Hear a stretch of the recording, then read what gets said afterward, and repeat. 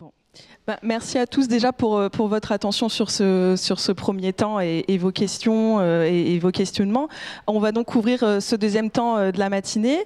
Donc notre enquête, comme on vous l'a expliqué, elle a resserré l'étude pour rendre vraiment le sujet praticable dans des situations d'alternance. C'est un peu un angle assez, on va dire, original par rapport à la question des rapports entre les générations dans l'entreprise aujourd'hui. Et du coup, on a voulu consacrer ce deuxième temps à ces moments de découverte du monde professionnel pour les jeunes alternants, lorsqu'ils entrent en contact avec les exigences qui sont exprimées par les salariés qui sont déjà en place. Parmi ces salariés, je pense particulièrement aux managers, mais aussi les personnes qui, vis-à-vis du jeune en alternance, incarnent ce rôle de à la fois fixer des objectifs, d'exprimer des attentes, de susciter certaines attitudes, de saluer des réalisations ou encore de reprocher certains points. Et donc, quel est le dialogue qui s'établit entre les tuteurs et les jeunes, qui est un peu le fond, la question aussi aujourd'hui.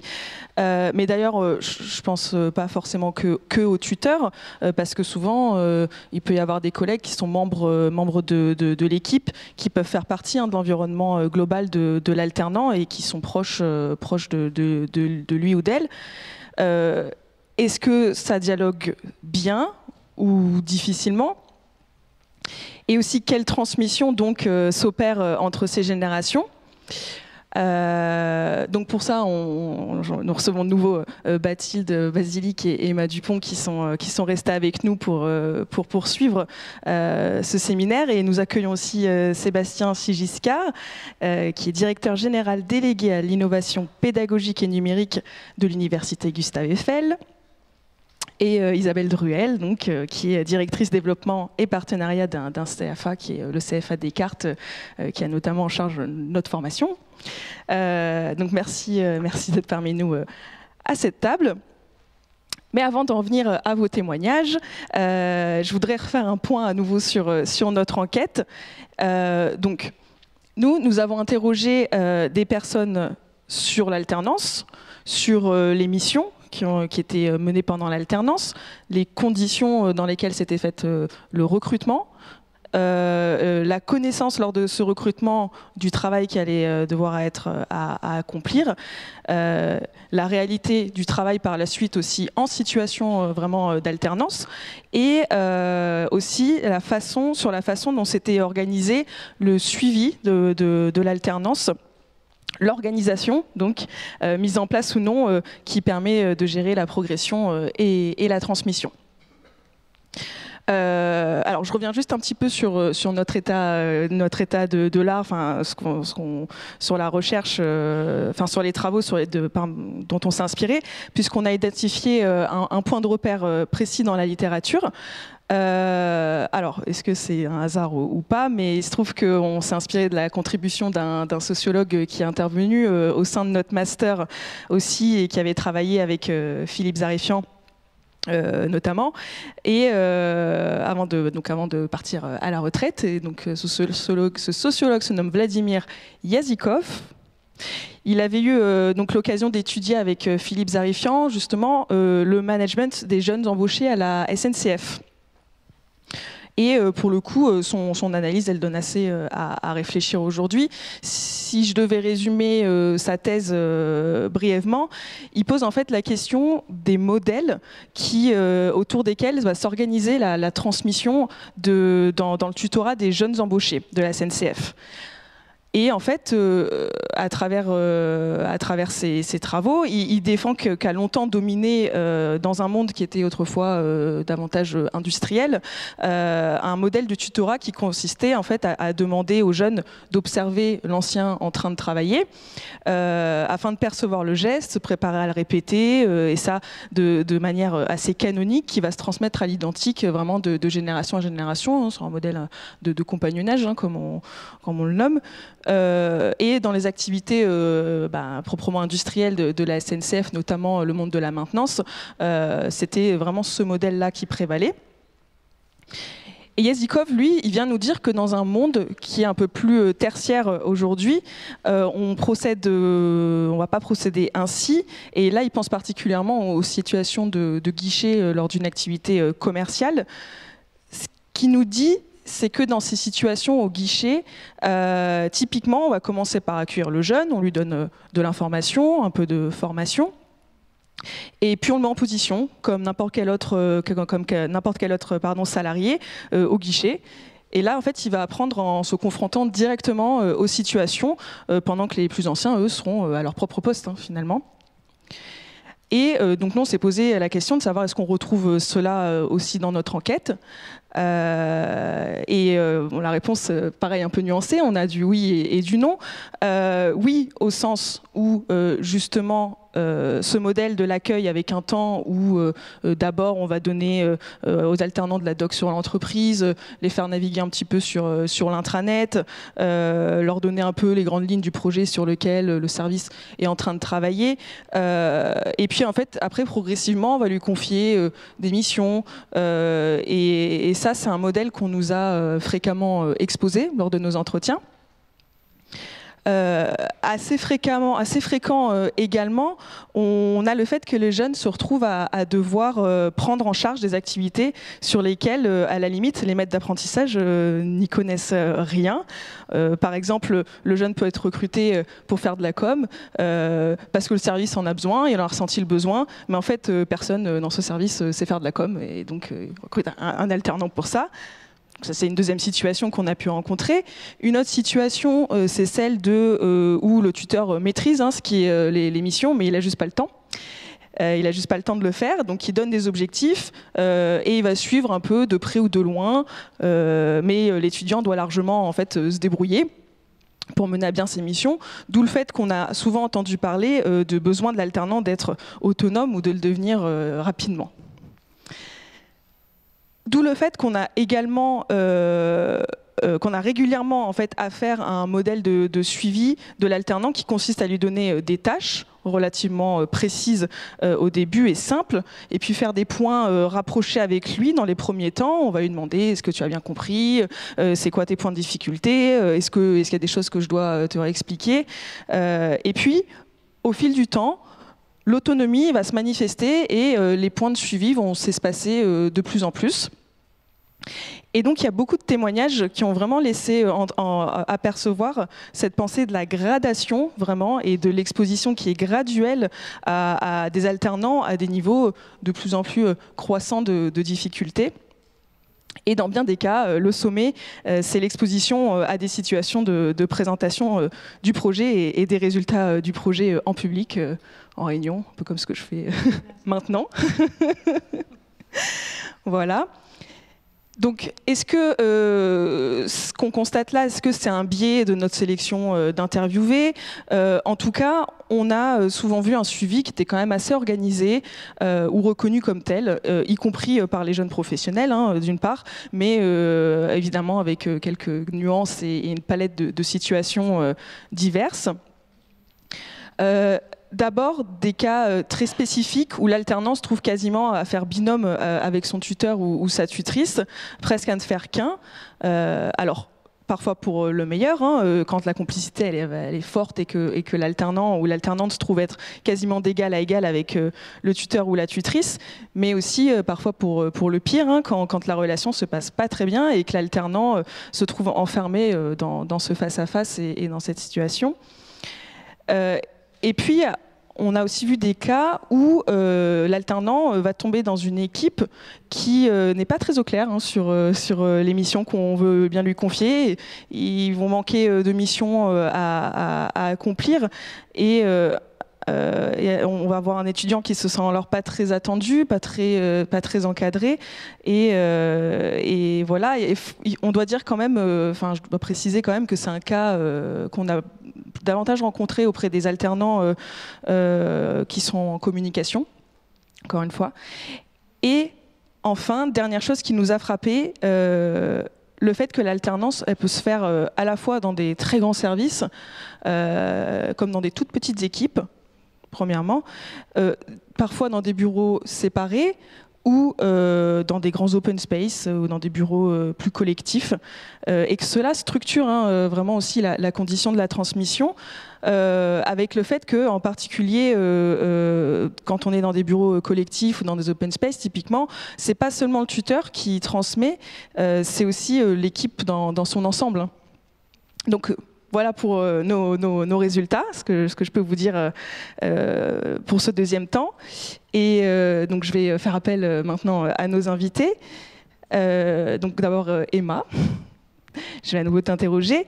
On va revenir à nouveau sur ton alternance. Est-ce que tu pourrais nous réexpliquer un petit peu rapidement encore à nouveau les tâches qu'on te confiait. Donc tu nous as déjà dit que tu étais dans un contexte de Covid, etc. Peut-être si tu peux nous en dire un peu plus aussi sur ça, je pense. Et puis après, peut-être nous dire un peu comment a été géré justement ce suivi, cette transmission et ces sujets-là qu'on aborde donc sur ce deuxième temps. Pour rappel, j'étais chez Orange en diversité et inclusion, donc une année Covid. J'ai réussi à faire mon intégration en physique, mais donc peu de temps après, on est reparti en confinement, donc c'était en 100%. Et ensuite, on avait 3 jours d'alternance et 2 jours, 3 jours en entreprise et 2 jours à l'école. Et sur les 3 jours, je crois que je faisais 2 jours de télétravail et 1 journée en entreprise, un peu pour l'organisation. Ce qui m'arrangeait parce que c'était à 2h30 de transport de chez moi. Et donc sur les missions, en fait, il y avait tout un travail de sensibilisation qui a été fait sur les sujets de diversité et d'inclusion, égalité homme-femme, handicap. Et donc, un des grands enjeux de mon année, pour me souvenir, c'était de digitaliser les formations de sensibilisation qu'on faisait sur ces sujets-là.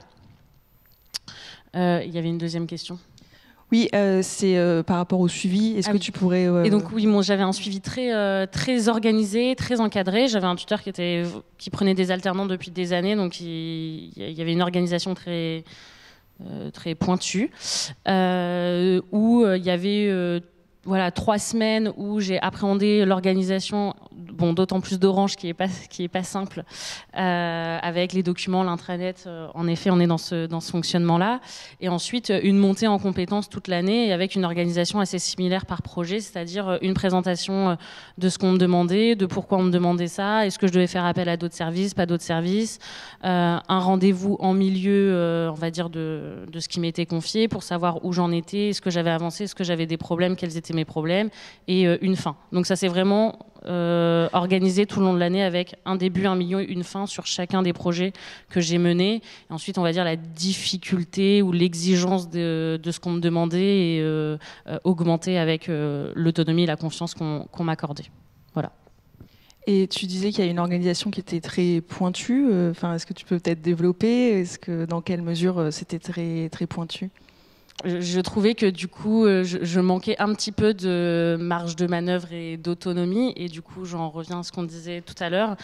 J'avais pas des missions. Pour le coup, j'étais pas infirmière stagiaire. Donc, je faisais des sensibilisations sur diversité et inclusion. Donc, c'était intéressant, mais il n'y avait pas un enjeu de mort. Donc, j'aurais souhaité avoir des missions un peu plus, on va dire, avec un peu plus de responsabilité ou avec un peu plus de sens. Et il est vrai qu'en fait, ces missions-là, je les ai trouvées malheureusement déconnectées de ce que je faisais dans mon master, où j'étudiais, où je faisais de la sociologie du travail, je m'intéressais aux dynamiques des relations, tout ça. Et pendant mon alternance, j'ai plutôt travaillé sur de la communication. Je pense que ce qui a été intéressant dans mon année d'alternance, ça a été quand j'ai commencé à écrire mon mémoire. Et du coup, j'ai fait des entretiens avec les salariés d'Orange, pour le coup. Voilà. En quoi c'était pointu et pourquoi ça ne m'a pas plu. Ouais. Et tu disais que tu manquais un peu de marge de manœuvre. Est-ce que tu vois ça un peu comme... est-ce que tu l'as pu ressentir comme du micromanagement un petit peu? Est-ce que ça rentrait en contradiction avec, je sais pas, avec ta personnalité, ou est-ce que c'était les missions vraiment finalement au fond qui s'y prêtaient pas? Je pense qu'il y avait un peu de tout, c'est-à-dire les missions s'y prêtaient pas, mais potentiellement lié donc à une période particulière qui a obligé aussi à modifier un petit peu les missions qui m'étaient confiées.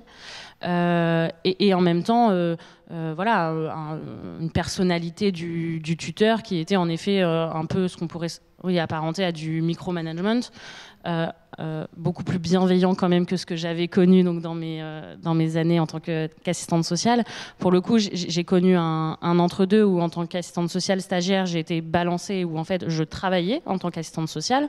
J'avais une file active que je suivais tout au long de l'année.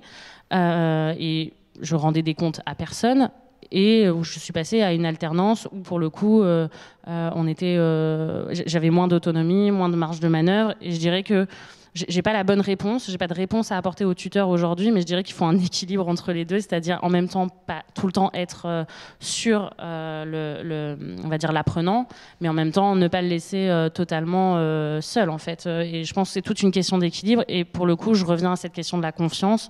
Moi, je pense que c'est le pilier en fait, le pilier de la bonne relation au tuteur, parce que si à un moment donné il y a un problème, parce qu'il peut y avoir un problème, la confiance permet à un moment donné de pouvoir en parler.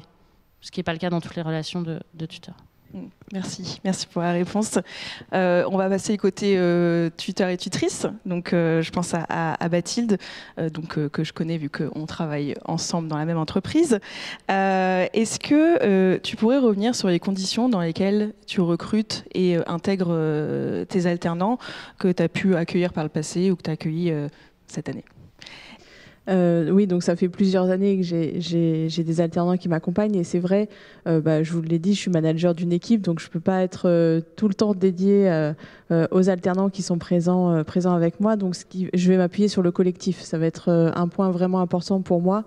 Il va y avoir un premier cadre, cette relation de confiance qui va se construire. J'ai la chance d'avoir un collectif où on est dans de bonnes conditions pour apprendre, avec un contexte bienveillant, ce qui permet aux alternants de pouvoir poser des questions, de pouvoir facilement solliciter tout ce collectif-là. Mais c'est vrai que ce qui va être important pour moi, c'est d'avoir des alternants qui vont pouvoir m'apporter quelque chose aussi, un regard différent sur des situations, travailler sur des sujets sur lesquels on n'a pas le temps de travailler, des sujets plutôt de fond aussi, et là où je vais aller chercher un regard particulier et demander à mon alternant de sortir du cadre s'il y a besoin, et de se le permettre, ce qui n'est pas toujours évident quand on est en entreprise, de se dire j'ai le droit aussi de dire des choses qui sont peut-être pas évidentes par rapport à des situations ou autres, et aussi apporter un appui sur une charge d'activité. Clairement, c'est ça. Sauf que je vais faire en sorte qu'on y aille par étapes. La gradation, tu l'as évoqué, ne pas lâcher la main trop vite non plus pour pas se mettre en difficulté.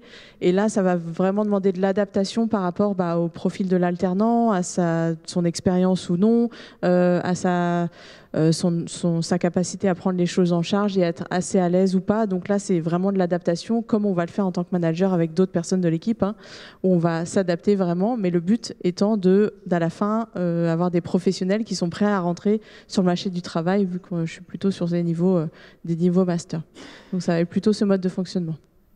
Tout à l'heure, je parlais justement parmi les différents types de transmission, il y a aussi l'idée d'être débrouillard. Est-ce que la débrouillardise, c'est un petit peu ce que tu attends dans le cadre de ton tutorat ? C'est clé. J'ai eu des profils d'alternants très différents, et c'est vrai qu'avec le temps aussi, j'ai affiné mon besoin. Et un point qui est important pour moi, c'est justement d'être capable de se débrouiller. Alors, ça ne veut pas dire de devoir tout gérer tout seul. Ça veut dire déjà aller chercher un petit peu par soi-même, juste aller solliciter les personnes de l'équipe, se poser des questions, et être capable d'un peu se lancer pour aller chercher l'info. Ça va être ça qui va être important. Je ne vais pas être en capacité de donner des tâches au départ, c'est pas mon mode de fonctionnement ni mon mode de management. Je vais plutôt être sur des missions. Je vais faire en sorte qu'il y ait le maximum d'infos pour pouvoir avancer, mais c'est vrai qu'on ne peut pas être toujours présent et toujours à côté. Donc c'est être aussi capable d'aller un peu se débrouiller pour aller chercher la bonne information auprès de ce collectif notamment qui est présent. Donc ça va être surtout ça. Donc la débrouillardise, ça compte pas mal. Tu fais un peu la transition sur le collectif, justement la taille de l'équipe, la transmission par l'équipe, en quoi ça a du sens dans le cadre qui te concerne ? Alors ça a du sens déjà pour avoir une présence quand même assez forte pour les alternants, parce que si on ne compte que sur le tuteur, c'est difficile de se rendre disponible parce qu'on a 36 réunions par jour. Donc il y a ça. Il y a aussi, on a tous un mode de fonctionnement différent, donc ça permet aux alternants d'être confrontés à des modes de fonctionnement, à des modes de communication qui vont être différents. Et aussi de travailler un peu plus en transverse, chose qui va être une réalité dans leur futur. Donc c'est aussi d'être capable de travailler avec plusieurs personnes différentes, et de pouvoir s'appuyer sur ces personnes-là aussi. Donc le collectif pour moi est clé pour que ça fonctionne et pour ne pas avoir un alternant qui est isolé. Je rajoute là-dessus le télétravail, où on n'est pas tout le temps présent non plus. Donc le collectif va être vraiment un élément clé.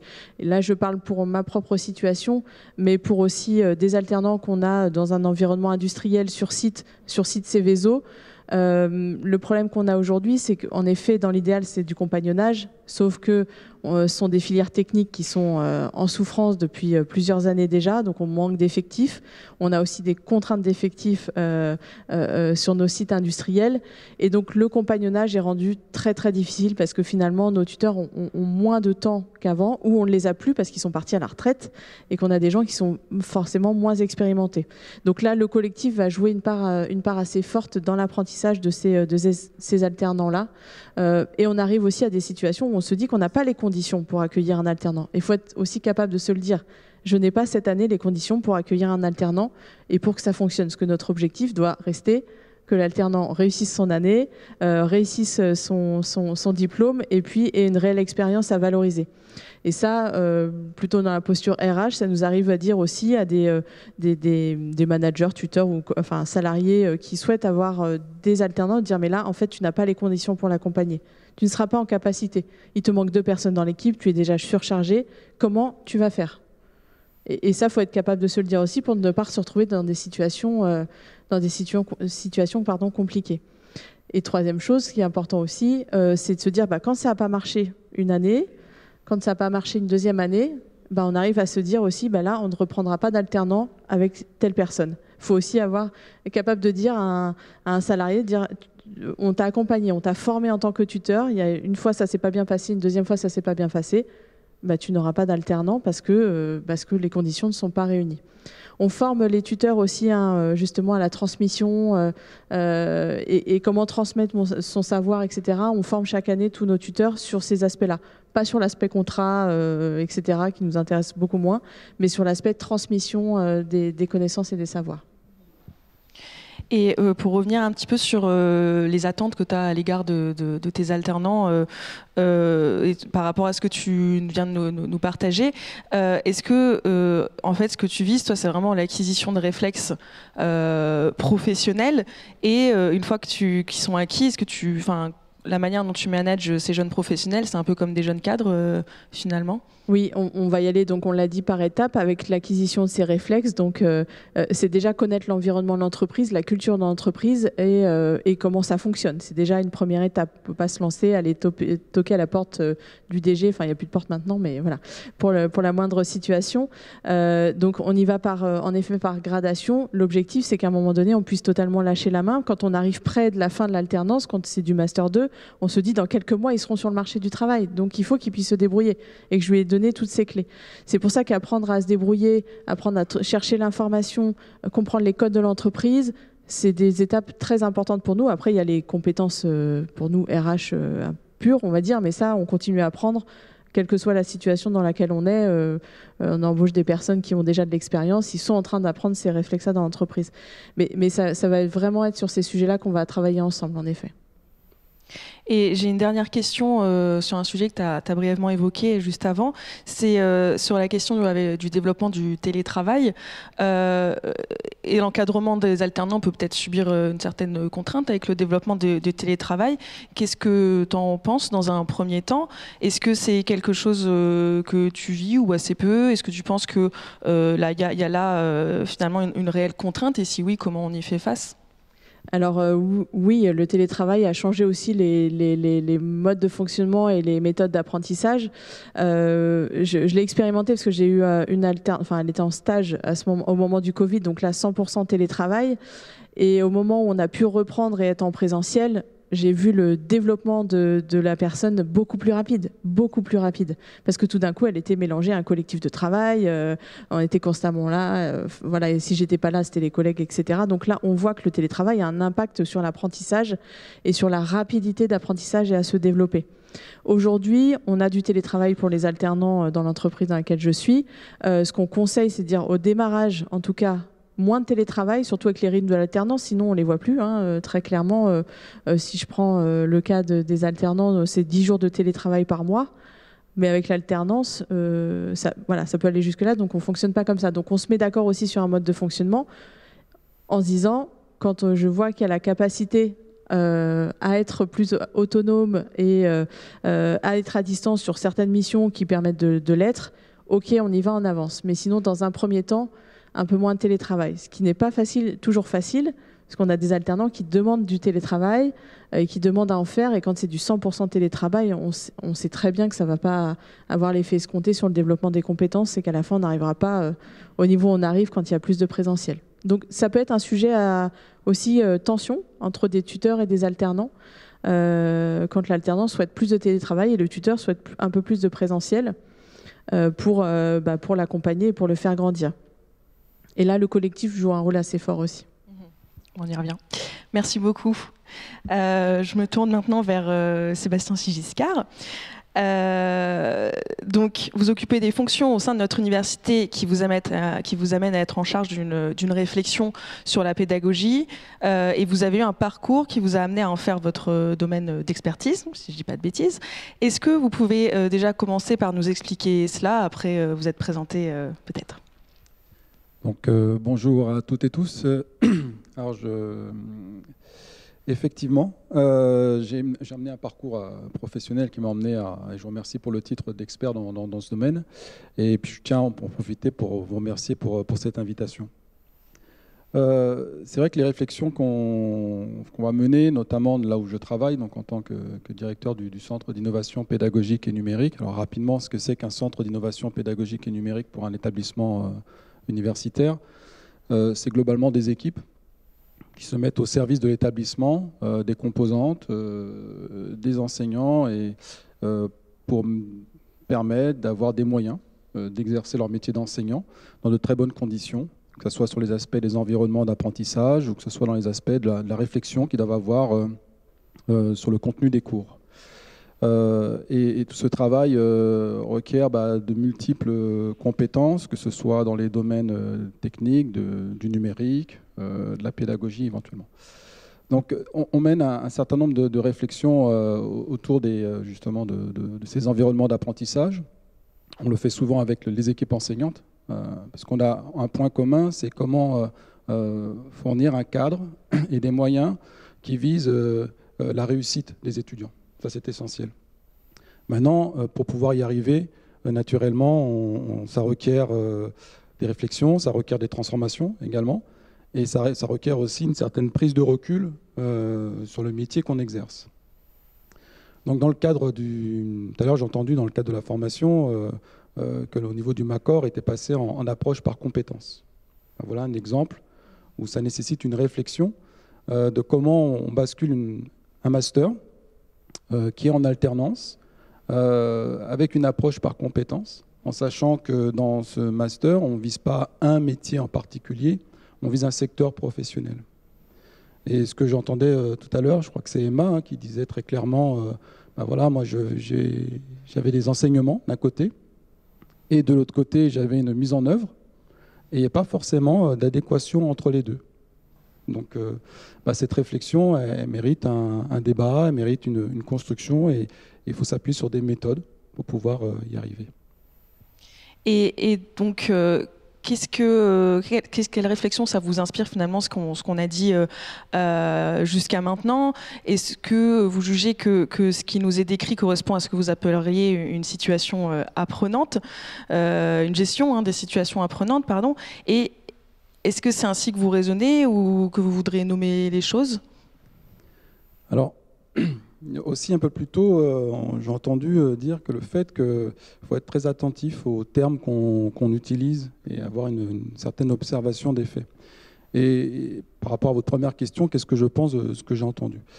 Lorsqu'on est dans une approche par compétences, je prendrai un exemple que j'ai vu tout à l'heure, on va tendance à vouloir rendre le travail visible à travers des documents, c'est-à-dire notamment un référentiel, par exemple, de compétences ou de formation. Et donc ce document qui sert de référence doit être un outil au service de l'équipe enseignante, mais au service aussi des tuteurs, qui leur permettent de savoir dans quelle direction on va. Mais au-delà de ça, c'est vrai que ce type de référentiel ou ce type de document est une forme de prescription, un petit peu, tant sur l'aspect pédagogique que sur l'aspect du travail. Et je prendrai un exemple que j'ai noté tout à l'heure, c'est j'ai vu dans les verbatines, on parle de bien-être. Très bien. J'ai entendu Mélane aussi parler, mon bien-être est important, y compris dans l'environnement professionnel. Sauf qu'on peut apporter une petite nuance si on regarde un référentiel de compétences, dans la structure même de ce qu'est une compétence. Je caricature rapidement, mais on parle de savoir, connaissance, de savoir-faire technique, organisationnel, etc., et puis de savoir-être. C'est là où je veux en venir. C'est-à-dire qu'à partir du moment où dans l'organisme de formation et dans le contrat pédagogique qu'on va passer, on va former au savoir-être, et que dans l'autre côté, quand on arrive, on cherche du bien-être, je pense qu'on n'est pas sur les mêmes rapports. C'est-à-dire que, un, est une logique qui est associée au travail, donc on parle vraiment de la qualité de vie au travail, comment elle se construit, quelles sont les bonnes postures à avoir en tant que professionnel, et après, derrière, lorsqu'on arrive en tant que personne, donc avec ses propres systèmes de valeurs, si on vient chercher du bien-être, c'est vrai qu'il peut y avoir une zone de tension. Donc, justement, en créant des référentiels de compétences, ça donne un cadre qui est un contrat, plus qu'un outil du coup, qui doit pouvoir rendre ce qu'on attend et comment on définit le travail. Et le travail doit se définir autour de situations. Donc il faut les rendre visibles. Si on rend visible une situation, on fait deux choses. La première, on va reconnaître que c'est une situation de travail. Donc il faut qu'elle soit inspirante, précise, et qu'elle détermine qu'est-ce qui déclenche cette situation de travail, mais qu'est-ce qu'on vise comme but et comme finalité. Donc on donne du sens au travail. Et c'est un petit peu ce qui est ressorti lorsqu'on parle d'autonomie, d'engagement, de reconnaissance. Voilà. La deuxième partie qui est liée à cette notion de reconnaître le travail, c'est comment on va le valoriser. La valorisation elle va être partagée. L'étudiant qui, au fur et à mesure, va dans l'entreprise, parce que la situation de travail est identifiée, acquérir l'ensemble des éléments, ce n'est pas que de la compétence, mais l'ensemble des éléments lui permettant de devenir autonome, ça lui permettra de, je pense, redécouvrir un sens de responsabilité et de lui permettre d'avoir des initiatives. C'est un petit peu ce qui était recherché. Reconnaître aussi, du côté cette fois-ci du tuteur, c'est super important qu'il puisse savoir ce qu'il peut confier à un instant T à un étudiant. Et là, c'est le deuxième exemple que je souhaite prendre. Depuis tout à l'heure, j'entends parler d'alternants et d'alternants. Et je me suis fait la réflexion suivante, je me suis demandé, mais si on attend un alternant, est-ce que c'est un alternant du travail ou est-ce que c'est un apprenti? Parce que je noterai une différence. Quelqu'un, pour moi, qui est en alternance sur le travail, sur la question du travail, c'est qu'on part du postulat, peut-être qu'il sait déjà faire le travail et qu'on peut donc lui confier un certain nombre d'éléments. Qu'on soit du côté de l'apprenti ou de l'étudiant, pour le coup, si je suis un alternant, quelque part, on peut me confier un certain nombre de missions que je pourrais donc réaliser.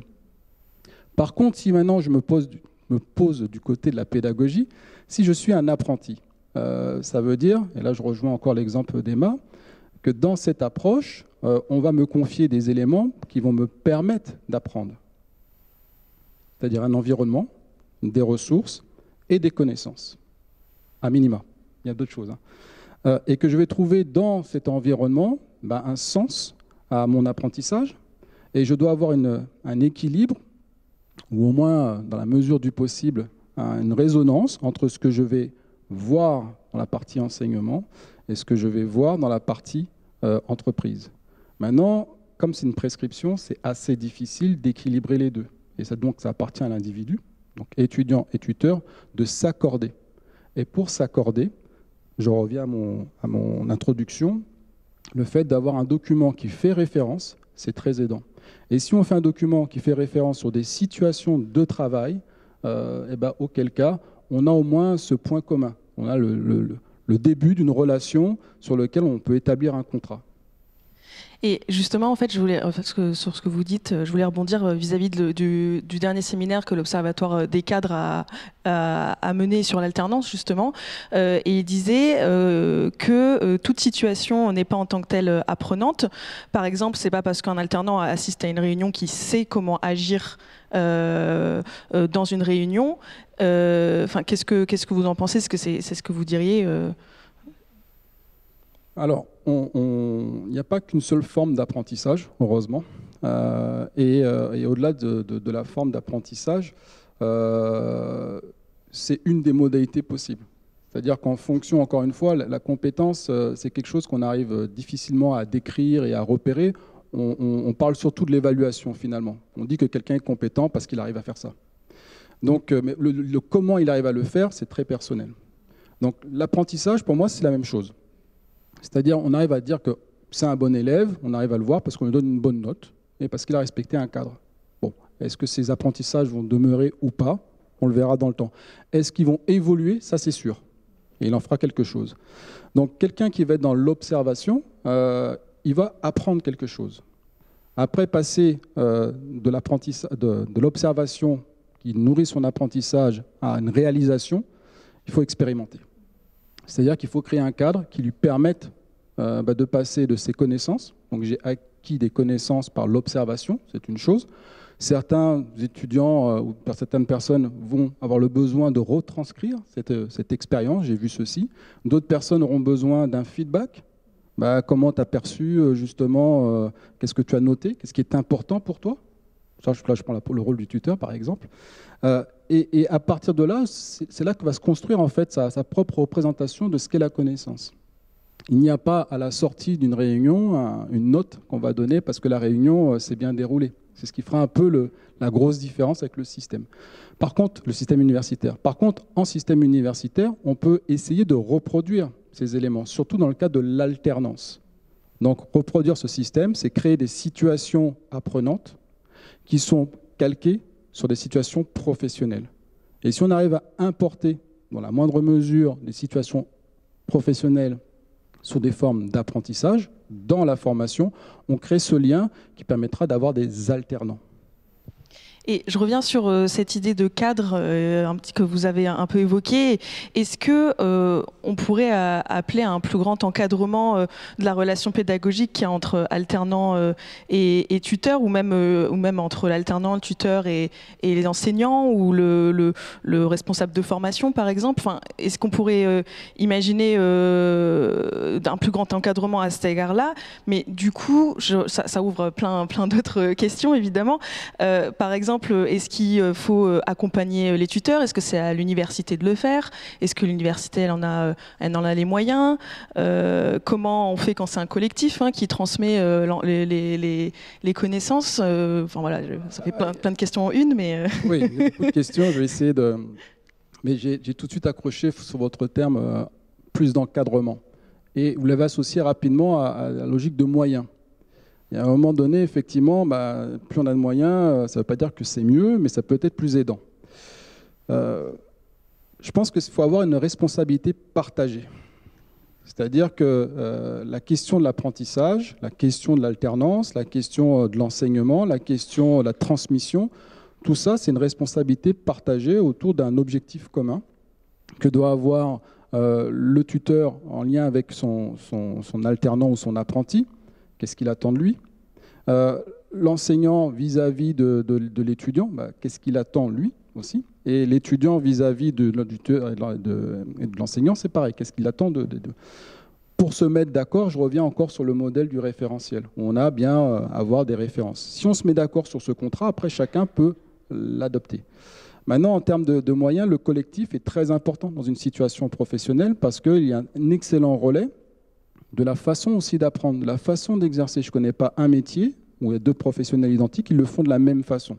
Donc le collectif va nourrir justement d'autres façons de voir et pourra naturellement peut-être plus répondre à un instant T, parce qu'on est toujours dans des contextes, à un instant T, les attentes de l'étudiant.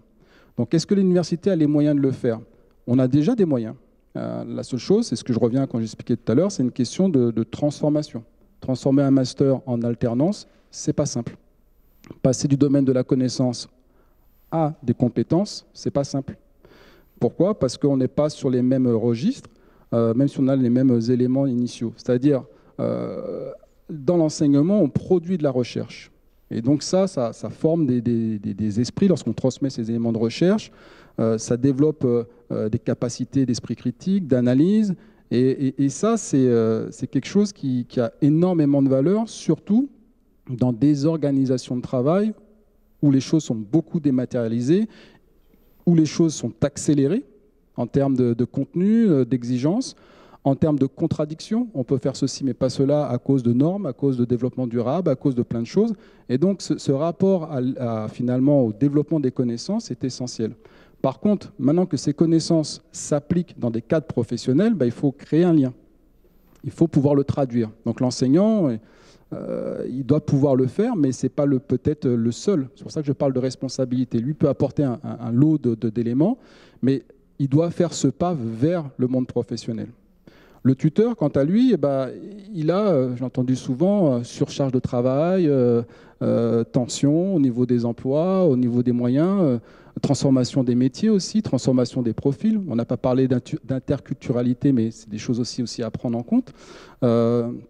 Des différences d'âge, etc. Enfin, il y a tellement d'éléments, tellement de paramètres, tellement de variables, donc aussi des irritants qui peuvent arriver dans une organisation du travail, qu'il est essentiel que le tuteur accepte le fait qu'un alternant ou un apprenti, puisqu'il est chargé de cette connaissance, s'il a bien fait ses cours, peut avoir un apport. Et c'est ce que vous disiez tout à l'heure. Vous disiez clairement, il peut m'apporter quelque chose, une autre façon de voir les choses.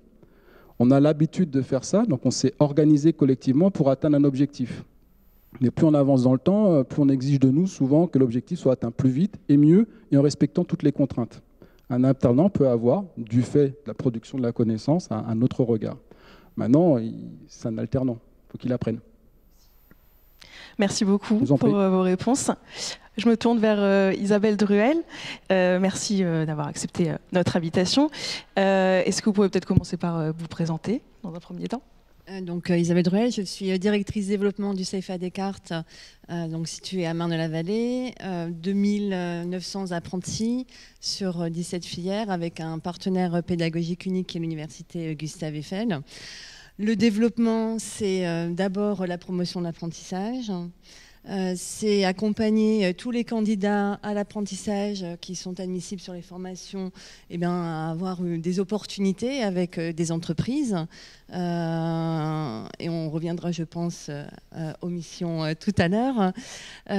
Toute la partie mise en place des contrats, donc le suivi administratif pour la contractualisation et maintenant, le CFA Descartes, donc garant de la bonne pédagogie de l'alternance pour toutes ces formations et bien évidemment avec le certificateur.